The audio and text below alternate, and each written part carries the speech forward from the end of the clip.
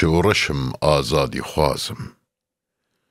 شورشم باهوز و مجم، پشقین و گجم هاویر درجم، ده تقم ده پقم دجمن ده کجم، پیتم آگرم خورانا گرم، گشتن و تالان فرمسک و گریان، حالان و شوات کتن روژهلات، ده قرجم دجمن ده کجم. آگرم و نامرم آگری دلی دیا، دلی سیویه دلی هجارا، دلی بیزارا دلی برچیا، به پیش ودچم ده قرجم شورشم. شورشا کردم با آه و دردم، او کردنگر ناس جنگاور میرخاس، دست خودان هف خنجر و تونگ، هاویر دبازن به حالان و جنگ، وک شیر وک پلنگ دجمن دکجم شورشم. شورشا کردن آزادی خوازم، از شر ناخوازم مافی خود خوازم، دبن دستا ده ناخوازم رازم، هاویر دبازم، لی چبکم دجمنی خوینخوار، هرچ و هو و هار، دوزا من نادی جارک بشادی، جسر بستیج آزادی، بیش بیشم شورشم.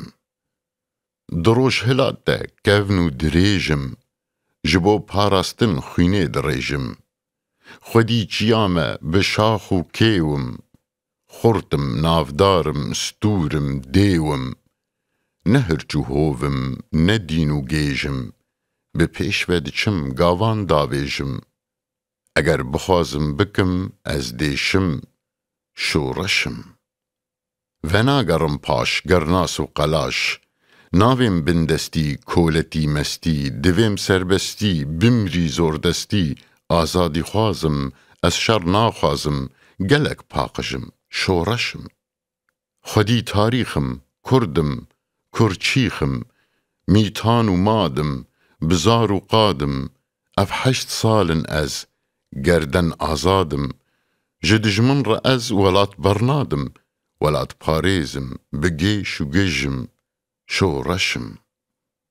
هیم خدانی بکوک و بنیاد، من ناترسینی لشکرین بغداد، وک بروسکم از بقیر و تاوان، هاویر دبزم بگل باران، ججور و دمخوار سرحشک و دجوار، برجیر دکیشم شورشم. تفگر و خبات تالان و شوات، مال و جان و سر ددم جبو شر، تفددم ولات دخوازم فلات، وک عور و مجم بگجگجم هاویر درجم، دجمن دکجم شورشم.